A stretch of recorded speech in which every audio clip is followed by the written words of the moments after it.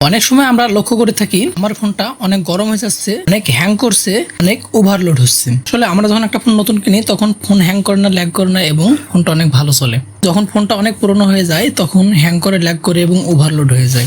কারণ এর মূলত একটাই কারণ, আমরা যখন একটা ফোন নতুন কিনি তখন সেই ফোনে সব সেটিং অন করা থাকে, যার কারণে ফোনে ওভারলোড পড়ে। আর যখন ফোনটা একটু পুরনো হয়ে যায় ফোনের প্রসেসিং একটু কমে যায়, যার কারণে ফোনে ওই লোডগুলো নিতে পারে না। তার জন্য কিছু সেটিং আমাদেরকে বন্ধ করা লাগে। সেই সেটিংগুলো যদি আমরা বন্ধ করি তাহলে ফোনটা অবশ্যই আগের মতন হয়ে যায়। সো আপনার ফোনটা যদি আমার মতন গরম হয়ে যায়, আমার মতন হ্যাং করে, আমার মতন ল্যাগ করে, তাহলে আজকের ভিডিওটা আপনার জন্য।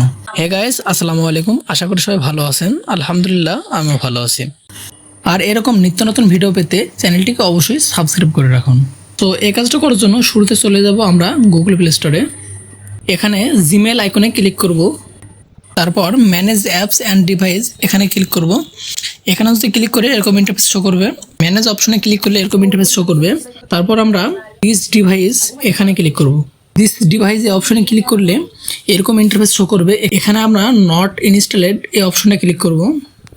এই অপশনে ক্লিক করলে আমরা যত অ্যাপস ডাউনলোড করছি এগুলো শো করবে। এগুলো সব আমরা ডিলিট করে দেব। তাহলে হবে কি, আমাদের স্টোরেজটা অনেক ফাঁকা হয়ে যাবে, যার কারণে ফোনটা ল্যাগ করবে না। এটা করাতে আপনার ফোনের ওভারলোড কমে গেল। তারপর দ্বিতীয় সেটিংটা হলো, আবার আমরা জিমেল আইকনে ক্লিক করব, তারপর সেটিং অপশনে ক্লিক করব, তারপর জেনারেল অপশনে ক্লিক করব। জেনারেল অপশনে ক্লিক করলে এরকম ইন্টারফেস শো করবে।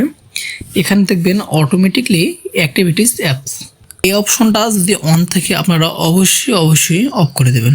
এই সেটিংগুলো যদি আপনি পরিপূর্ণভাবে অন করেন তাহলে আপনার ফোন অবশ্যই আগের চেয়ে অনেক ভালো চলবে। সো গাইস, আজকের ভিডিওটা এ পর্যন্ত। ভিডিওটা যদি ভালো লাগে লাইক করবেন, কমেন্ট করবেন এবং চ্যানেলটিকে সাবস্ক্রাইব করবেন।